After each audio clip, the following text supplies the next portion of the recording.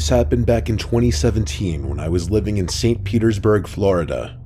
I've always been a homebody, so when my coworker Jenna, who is about 10 years younger than me, started relentlessly begging me to go out, I kept declining. She and another girl from work, Mira, were persistent though, and after weeks of asking, I finally gave in. I told Jenna I would join them for a night out the following weekend. As the weekend approached, Jenna came to my apartment. She wanted to leave her car there and have me drive, which immediately stressed me out. I had lived in St. Pete for 4 years, but since I rarely left my neighborhood, I knew nothing about local nightlife. The farthest I usually drove was 4 miles to the nearest Walmart. If I went any further, I'd be lost without my GPS. That evening, we got into my car and headed toward Mira's apartment. When we arrived, Mira wasn't quite ready, so we went inside and waited. Once she was ready, all 3 of us piled back into my car.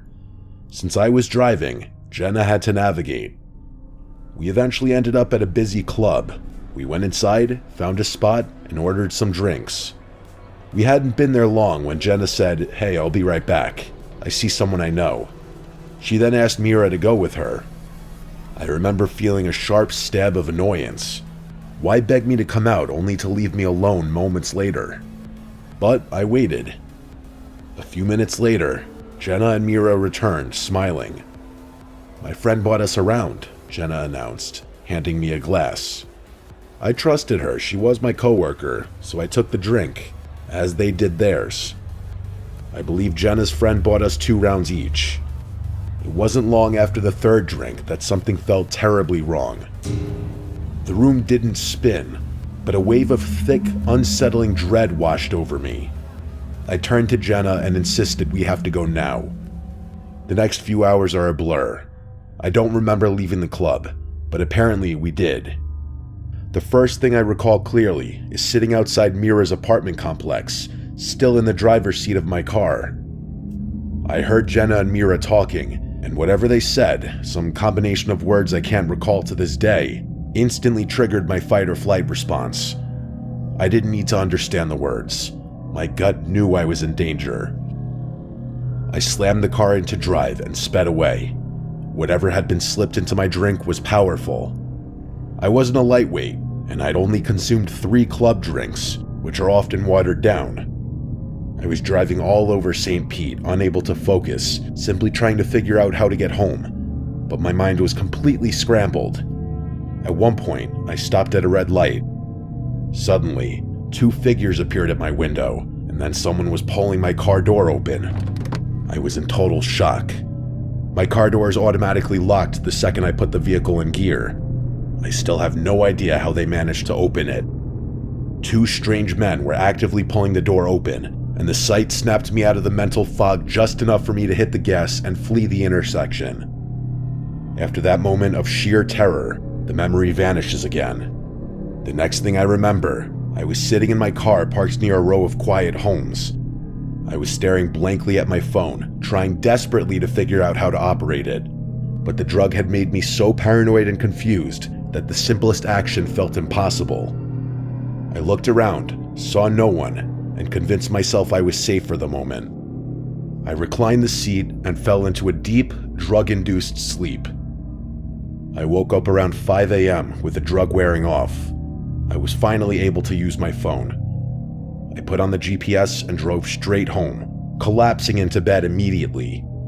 I woke up again around 11 a.m. to 20 missed calls, mostly from Jenna, but a few from a concerned friend. When I called Jenna back, she was frantic, demanding to know where I went. "What do you mean?" I retorted. "Your friend spiked my drink, and I wasn't sticking around to find out what was going to happen next," I told her. Jenna then let slip a chilling line. "Well, the spiked drinks weren't meant for you." That casual admission was all the confirmation I needed that she was involved. She quickly told me that she would stop by later to pick up her vehicle. Before she arrived, the memory of those 2 guys opening my door returned with jarring clarity. Had it been a hallucination, or was it real?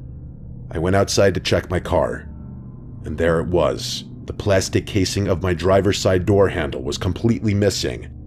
Whoever had been holding onto that handle when I sped away must have ripped it right off. The physical damage confirmed that the terror I felt wasn't a delusion. Someone had tried to get into my car while I was drugged, driving alone, and vulnerable. I was furious that Jenna had put me in such a predicament. I never spoke to her again. The moral of this terrifying story is simple, and it's the only reason I'm still here. Always trust your instincts. Your gut feelings are always right.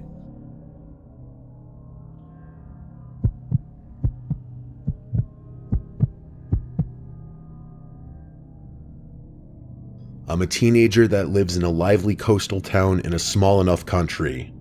It's very popular among tourists during the summer, and becomes quiet during the other seasons. The main attraction of our town is the beach that stretches a few kilometers down to these sand dunes that are great for a scenic walk. The hills within are easy to get lost in, but at the same time easy to make your way out of, as if you walk a kilometer in any direction, you're sure to be back on the beach or on the path that leads back to a car park. The walk from this car park is around 15 to 20 minutes, provided you make good pace, so you're never truly isolated there. During the day, you'll always see families with young kids taking a stroll down there, or somebody walking the dog. My point here is that the dunes are known to be safe during the day, and if you get lost in them, you shouldn't panic. This story takes place a few weeks after school started back up, so town is quieter and the evenings grow darker. My friends and I are part of the local scout group. Our group is split into 4 groups, being Beavers for ages 5 to 8, Cubs for 9 to 12, Scouts for 12 to 15, and lastly, Ventures for ages 16 to 18. We meet every Thursday from 7 to 9 p.m., whether it be inside or outside, it depends on the time of year. On this night, it was the Scouts' first night back after the summer break, so as per the tradition, we meet at the car park by the walk to the sand dunes, and the Scouts would walk down to the sand dunes. We would have the older Scouts hike up the biggest of the dunes, and then have the newer Scouts, the 12-year-olds, follow them so the older Scouts help the newer Scouts to reach the top, and when they do, they're officially considered Scouts. So the Scouts set off, while me and the other 8 Ventures stayed behind to practice our first aid for about 45 minutes. We did pretty well in that, and we decided we still had time to go to the dunes. The quicker walkers, including myself, reached the dunes first. The tide was fully in, so we weren't able to walk on the beach to the biggest dune, which was known as the Baldy Man, so we just walked through the other hills of the dunes. My friend and I, who I'll call Noah, were set on reaching the Scouts, who at this point had all made it to the top of the Baldy Man. We shouted back to our leader and the other Ventures what we were going to do, and another 2 people decided to join us, who I'll call Thomas and Ewan. The others were a good bit behind, so they went into pairs and split up in checkpoints so the 4 of the people going to see the Scouts were able to find our way back. So me, Noah, Thomas, and Ewan took off in the near pitch black dunes, tripping and falling all over the place, going up and down, hill after hill, while scraping our legs on the pointed grass and the occasional bramble. The moon illuminated the silhouette of the Scouts, and we were further away than we thought. We stopped to rest on a ridge where we looked back and saw another 2 Ventures looking towards us. We gave them a wave, and they returned it. I was closing my bottle of water, getting ready to run again, when Thomas shushed us all. He looked mildly concerned at first, but he seemed to shrug it off. We questioned him as to why he shushed us, to which he replied, "Did you hear that?" We shook our heads, so Thomas said he thought he heard something rustling in the bushes, but we put it down to the wind, although it was a very still night. After another 10 minutes, we were on the last hill before we reached the Scouts, and we were exhausted, but we pushed through and made it up to them. We said hello to our friends and Scouts, welcomed the new Scouts, and decided we had to head back, as it was now basically pitch black out, and again, we had no torch. We tumbled down the big hill, catching our footing again on the sand, and we began making our way back to the Ventures we saw on the ridge. We ran up and down the hills again until we made out the outline of the ridge we saw the Ventures on. They were still there. We were relieved to see them there, even though we knew they would be. Finally, the 4 of us made it up to them. I'll call the 2 Cormac and Alice. Cormac is a big guy muscle-wise, and is known in school for his intelligence. He's about 6'3" and looks like he could beat up a bear in a fist fight. Alice is a quiet girl but very smart, both in school and in social situations. Even without a torch, I could see a look of panic on Cormac's face, along with Alice visibly shaking beside him. "What's wrong?" asked Noah, speaking all our minds. Cormac looks me dead in the eyes and says, "Were you walking around on your own down there?" Pointing down to a clearing in the hills where people might come to have a drink or a smoke. "No, I've been with the others the whole time. Why?" I replied, feeling my heart rate increase. I think all of us had the same realization at the same time. We could nearly feel each other's blood run cold. Alice and I saw a man with his hood up, dressed in all black, circling this clearing, obviously avoiding us. "We thought it was you at first, but it was too out of character for you," Cormac said, looking at me. I was about to speak, but Cormac kept going. He said, "When we waved at you from the other ridge, we hadn't seen this guy yet, but the minute you were off of it, we saw what I assume is the same guy standing where you stood, looking in your direction." It hit me then, and I had a constant shiver running through me. Thomas must have heard him moving around when we were up there. We were being followed. There's safety in numbers, so the 6 of us made our way down to the clearing where the man was spotted. "He didn't even have a torch," said Alice in a shaky voice. Cormac and Alice rushed toward the scouts to warn their leaders about the situation, while the other 4 of us stayed back and kept watch in the clearing. Cormac and Alex came back quickly after warning the scouts. It was oddly quiet now. We were terrified that this man, dressed in all black without a torch, circling the place, and most scary of all, alone in the pitch-black dunes, was going to jump out and attack. Luckily, that never happened. We hurried back to the car park, finding the last 3 Ventures along with our leader on the way back, notifying them of the situation. We were nearly out of the dunes when one of the younger scouts let out a scream which prompted all the others to run. Noah and I, leading the walk back, were the ones who rushed to the kid first. The poor child was in tears, and when we asked him what happened, he pointed to my left. There he was, the same man, standing on a ridge, just looking at us. Noah told everyone to run, as he said he saw a knife in the man's hand. The Ventures all carried the slower children back to the car park, which was safe as far as we assumed. I never saw the man's face, nor do I plan on finding out who it was. The scouts and Ventures were collected by their parents, who I assume all have their versions of the story, but only a handful know the full one.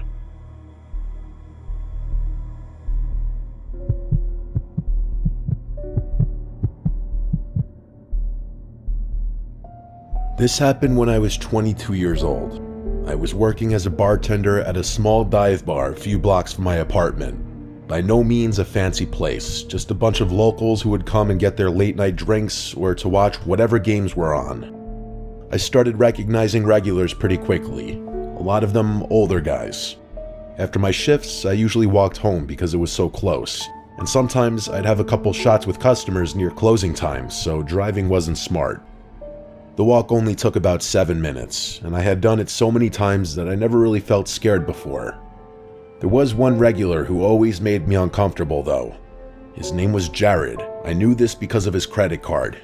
He looked to be around his late 30s, maybe 38. He had thinning hair and always wore the same brown jacket no matter the weather. He never came in with friends. He would sit at the bar alone and try to talk to me the entire time, showing no interest in any of the sports games that would be on. But he'd usually be there later in the night anyway.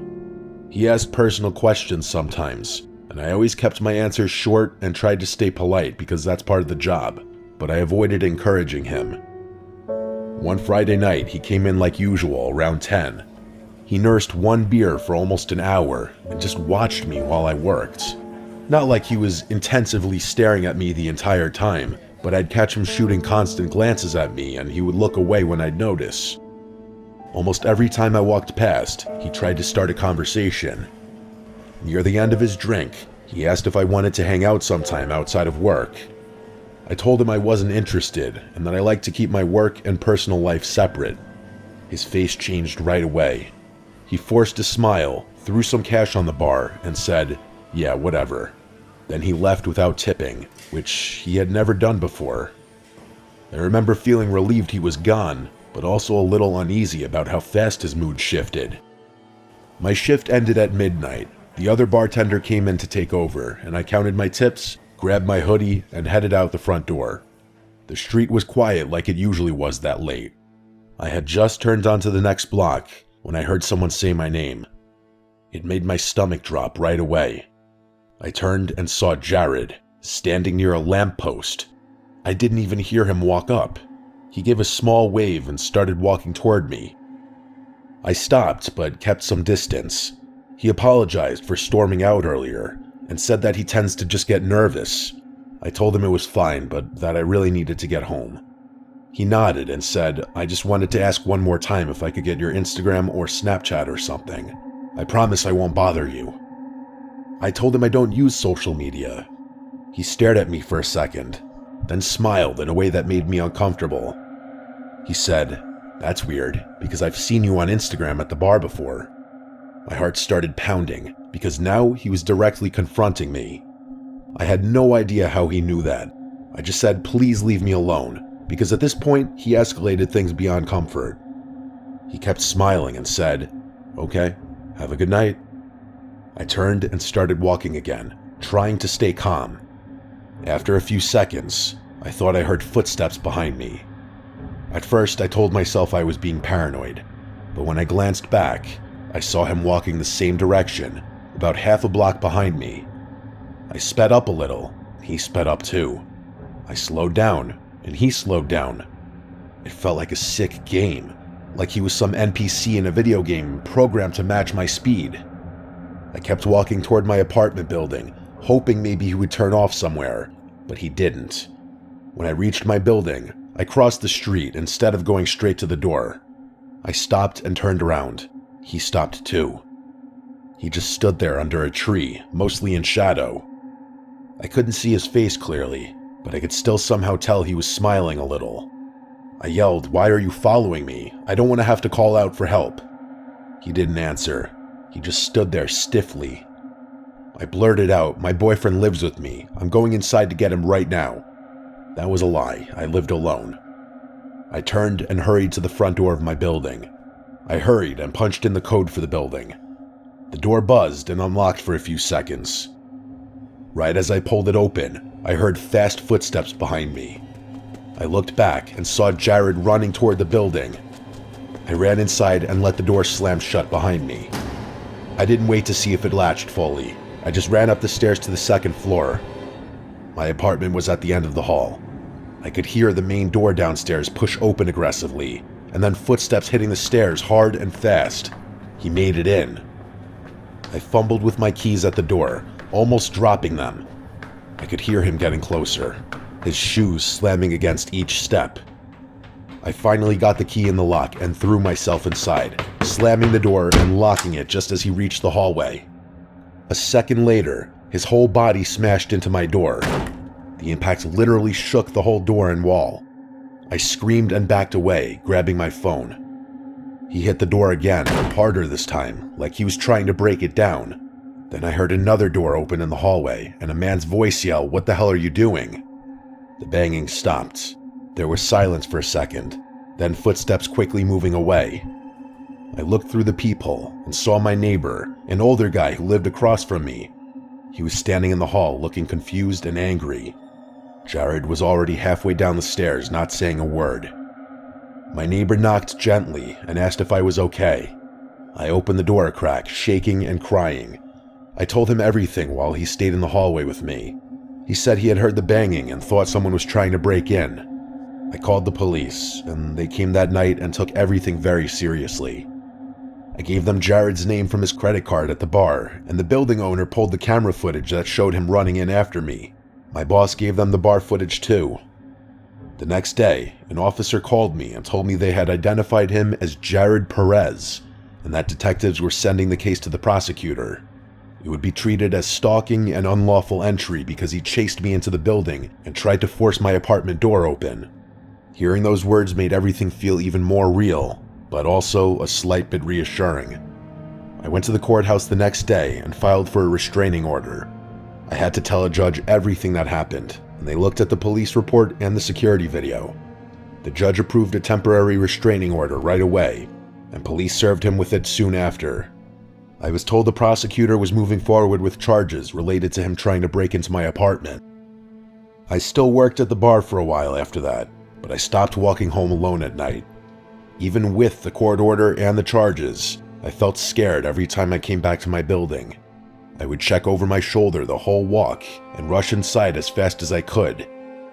Nothing like that ever happened again, but I never forgot this incident.